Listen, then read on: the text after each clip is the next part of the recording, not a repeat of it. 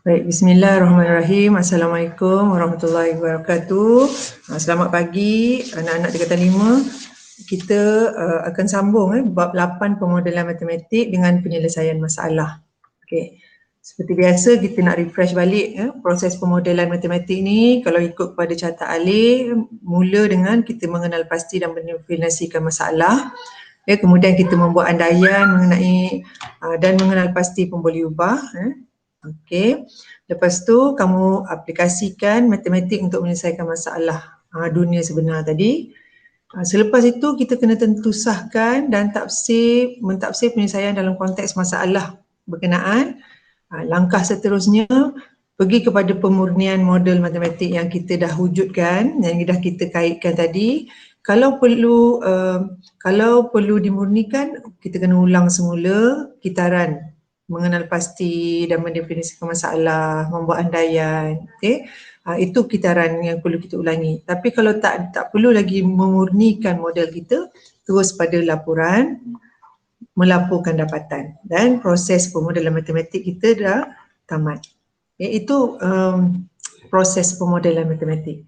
Dan komponen-komponen penting dalam pemodelan matematik sama juga macam carta alih tadi, mengenal pasti dan mendefinisikan masalah. Kemudian jangan lupa dulu kita kena buat andaian, sebab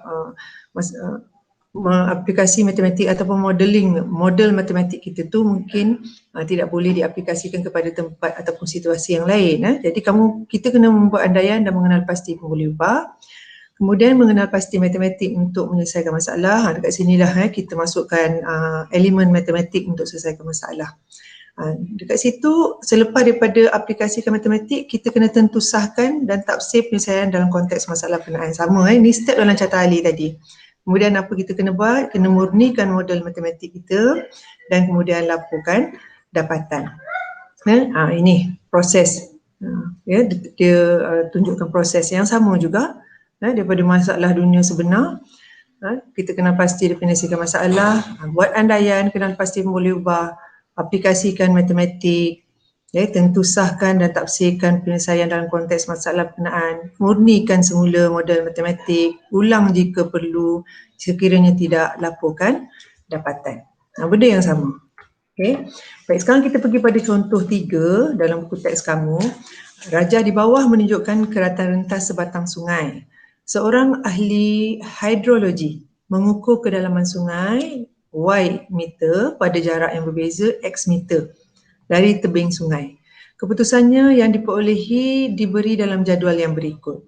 Okey, jarak dari tebing sungai, ni jarak dari tebing sungai, ni kan tebing sungai ke sungai ni, okey, ni diwakilkan dengan X. Okey, lepas tu kedalaman sungai kita wakilkan dengan Y. Kedalaman sungai ni lah. Okay. Jadi dengan menggunakan pemodelan matematik, tunjukkan cara ahli hidrologi itu menggunakan data di atas untuk menentukan kedalaman sungai itu. Hidrologi ni apa ni? Hidrologi. Ahli hidrologi ni mana ni? Ahli hidrologi. Hidro ni apa? Hidro ni bahasa Latin, bahasa sains air kan? Hidro. Logi ni apa? Logi ni cinta kan? Okay. Kalau hidrologi tu cinta air kan? Ahli hidrologi maknanya ahli sains yang mengkaji tentang pergerakan, apa lagi? Taburan, kualiti air dalam alam semula jadi ni lah. Okay. Sekarang ni macam mana kita nak gunakan pemodelan matematik untuk situasi ini, situasi ahli hidrologi ni. Jadi langkah yang pertama apa tadi? Mengenal pasti dan mendefinisikan masalah. Apa dia masalah kita sekarang ni? Bagaimana menentukan kedalaman sebatang sungai. Itu masalah kita. Okey. Kemudian yang kedua, langkah yang kedua apa kita kena buat? Kena buat andaian. Okey, membuat andaian dan mengenal pasti pemboleh ubah. Ada 2 perkara kat sini. Yang pertama kita kena buat andaian. Okey, andaikan sungai adalah paling dalam bahagian tengah. Kita kena buat andaian macam tu sebab ada sungai memang tengah, kadang tengah-tengah tu tak dalam kan, tepi yang dalam. Okay, tapi kita kena buat andaian awal bahawa sungai yang paling dalam adalah di bahagian tengah dan kedalamannya berkurang sehingga kosong di tepi sungai. Kan tadi kan sungai macam tu. Jadi kita membuat andaian yang paling dalam ni ialah di tengah-tengah dan kosong kat sini kosong, kedalaman kosong di tepi sungai. Okey, yang kedua kita kenal pasti pemboleh ubah. Dua pemboleh ubah yang terlibat dalam kajian ni tadi dah diberi dalam jadual iaitu Y ni mewakili kedalaman sungai. Kemudian X ni mewakili jarak dari tebing sungai. Ada dua pemboleh ubah kat sini. Okay, jadi langkah kedua ni apa? Membuat andaian dan mengenal pasti pemboleh ubah. Okay. Sekarang ni kita pergi pada langkah yang seterusnya. Okay, langkah yang ketiga. Sini nak pakai matematik ni. Dekat sini yang kita nak mengaplikasikan matematik kita ni. Kena gunakan semua konsep-konsep yang kita ada.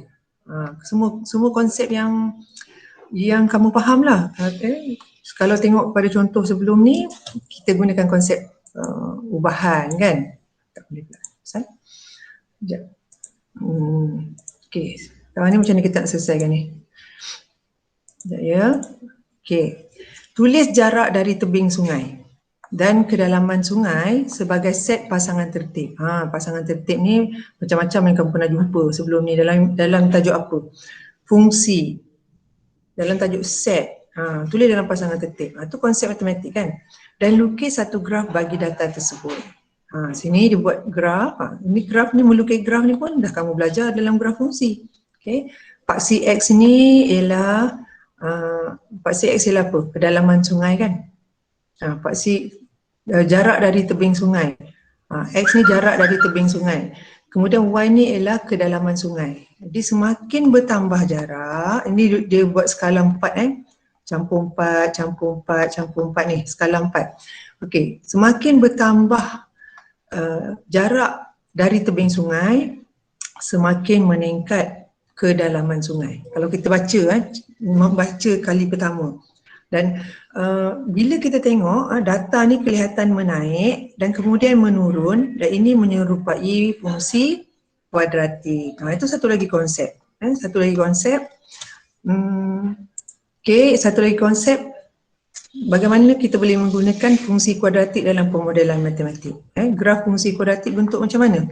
Kalau kita lukis graf lengkung ni, graf lengkung penyuaian terbaik, apa maksud lengkung penyuaian terbaik? Kan kata kalau kita ada titik koordinat lah macam tu kan. Banyak titik ni, mungkin banyak kali dia kita ambil data tu banyak. Jadi kamu punya, bila kamu plot data tu banyak, tapi kamu nampak ada satu bentuk kan. Contohlah contoh ada nampak satu bentuk macam kuadratik. Jadi kita lukis satu lengkung yang memenuhi hampir ke semua titik-titik tersebut. Itu kita namakan dia lengkung penyuaian terbaik.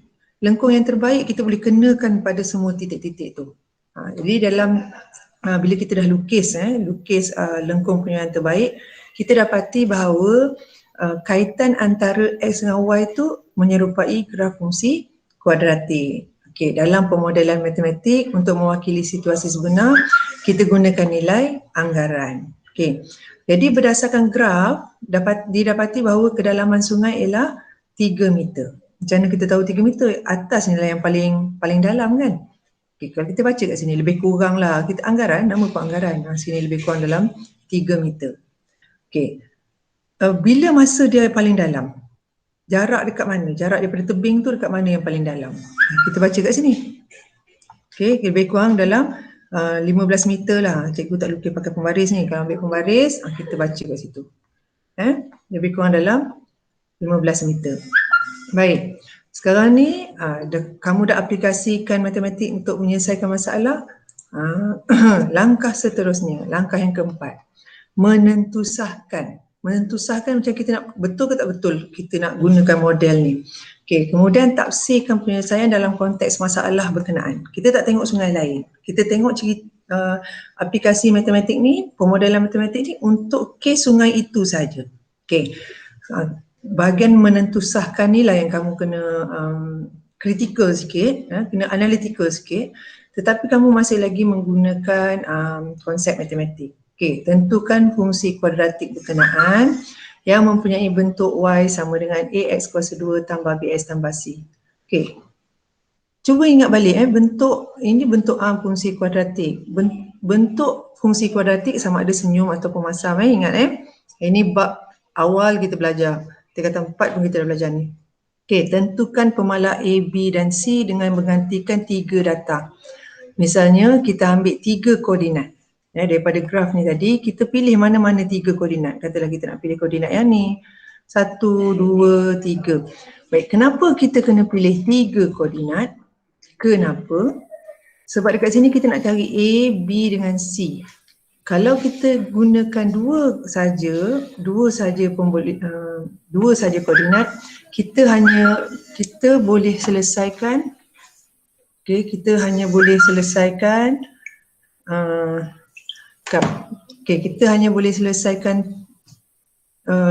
dia macam ni. Kalau dua pun boleh ubah, kita perlukan dua persamaan untuk selesaikan. Kalau kita ada 3 pun boleh ubah, kita kena ada 3 persamaan untuk kita selesaikan. Jadi kalau ada 3 pun boleh ubah, A, B dengan C, kita perlukan 3 persamaan, itu sebabnya kita ambil 3 koordinat. Baru boleh selesai. Kalau tak, kalau ada 2 pun boleh ubah, 1 saja persamaan, tak boleh selesai. Contoh kan, X campur Y sama dengan 3. Okey, selesai kan? Boleh tak? Tak boleh kan, sebab ni ada 2 pun boleh ubah, X dengan Y, tapi ada 1 je persamaan, pun tak boleh selesai. Masukkan X pun tak boleh, dapat Y, tak boleh selesaikan. Jadi kamu perlukan 2 pun boleh ubah, baru 2 persamaan, baru boleh selesai 2 pun boleh ubah. Itu konsep matematik. Okay, sekarang ni kita pun masukkanlah, kita pilih koordinat. Kita pilih koordinat. Sekejap. Masuk tu tak? Okay, ada 2 koordinat. 0, 0, dipilih mana-mana yang ada atas lengkung tu lah. Okey, 25, 1.7 dengan 30, 0. Okey, masukkan dalam persamaan. Ini 0, 0 ni, ini dimasukkan koordinat 0, 0, sifar-sifar. Dalam persamaan ni, bentuk kuadratik ni tadi. Okey, masukkan. Baik, dapat C sama dengan sifar. Sebab ini sifar ini pun sifar. C sama dengan sifar. Dapatlah C sama dengan sifar. Kita tengok dalam buku teks kamu tu juga Okey, yang ni digantikan 25, 1.7. Okey, gantikan dia dalam persamaan yang ni juga tadi. Okey, dapat satu persamaan kat sini. Okey, campur C. C ni tak tahu, tapi C ni kita dah dapat tadi sama dengan sifar Okey, yang ni kita gantikan koordinat 30, 0. Ganti kat sini. Okey, masuk dalam persamaan ni. Okey, dapat persamaan yang ketiga. Nampak ada 3 persamaan? Ada 3 persamaan. Tapi oleh kerana C sama dengan sifar, ini kita anggap sebagai persamaan 1 dan ini persamaan yang kedua. Okey, C sama dengan sifar ni kita masuk ganti kat sini sifar. Okey, dah selesai, tak ada nombor lah maknanya. Kita tinggal 2 persamaan. Lepas dah kita dapat 2 persamaan, okey, kalau kita dapat 2 persamaan, kita ada 2 pun boleh ubah, A dengan B, baru kita boleh selesaikan. Gunalah kaedah penggantian boleh, guna persamaan serentak pun boleh. Okey. Baik, dalam contoh ni dia gunakan penggantian. B sama dengan negatif 30A ni datang dari mana? Datang daripada sini. Persamaan kedua ni. Dia susun ni. Okey, macam mana dia susun? 90 sama dengan 900A campur 30B. Okey, jadikan B sebagai tajuk sebagai subjek. Okey, 30 ni cikgu tinggal sini. 30B sama dengan negatif 900A. Pindahkan ni. Pindah ke sini. Okey, tinggalkan B saja, negatif 900A bahagi dengan 30. Itu sebabnya dapat B sama dengan ni bahagi 3.1, 3.30. Jadi B sama dengan negatif 30A. Itu sebab dapat persamaan yang ketiga ni. Okey, gantikan persamaan 3 ni masuk balik dalam 1. Apa yang kita buat ni kelas? Kita sedang menentusahkan. Nak carikan A, B ni, nak kaitkan pemodelan matematik kita tadi, Y sama dengan AX kuasa 2 tambah BX tambah C ni, kita nak kaitkan apa nilai A, apa nilai B, apa nilai C. Kita nak tentusahkan pemodelan kita tu. Okey, gantikan yang ketiga tadi, masuk balik dalam persamaan pertama. Okey, itu penggantian je lah. Ini algebra biasa. Algebra biasa, campur A dengan A ni boleh campur.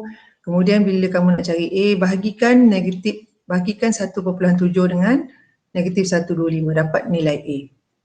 Okey, dah selesai. Dah dapat A, C dah ada jawapan. A dah ada jawapan, negatif 0.0136. Nak cari B pula.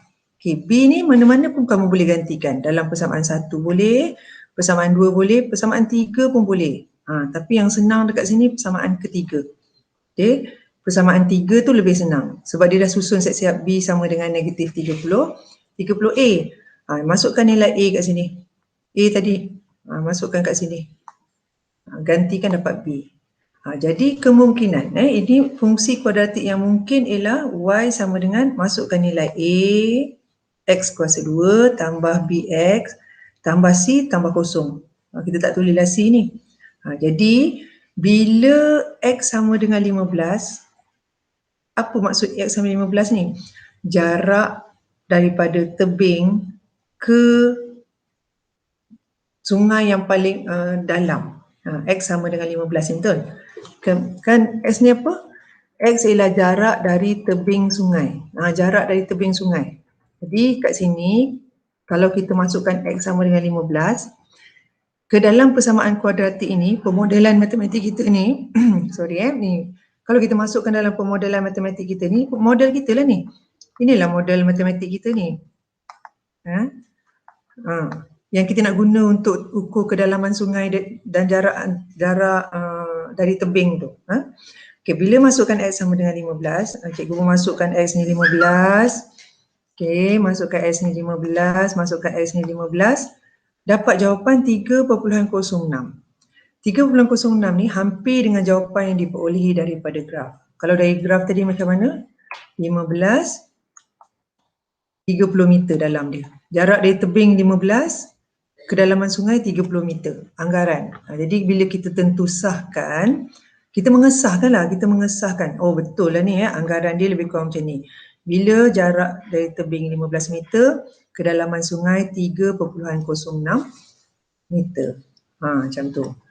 Jadi kita nampak anggaran dia lebih kurang dekat-dekat macam tu. Okey, langkah yang seterusnya. Langkah yang seterusnya ialah kita murnikan model matematik kita. Okey, langkah yang kelima, memurnikan model matematik. Model ni kita andaikan kedalaman sungai paling dalam bahagian tengah. Jadi mungkin tak benar bagi setengah sungai yang lain. Model baru diperlukan untuk andaian yang baru. Kan ada sungai yang tengah dia mungkin tak dalam. Jadi kejituan jawapan akan bertambah jika lebih banyak data diambil. Okey, dan kemudian yang keenam kita laporkan dapatan. Buatlah laporan penuh berdasarkan struktur rangka kerja pemodelan kamu di atas. Okey, jadi untuk hari ini cikgu cuma nak tunjukkan satu je contoh ni tadi. Contoh ni. Okey.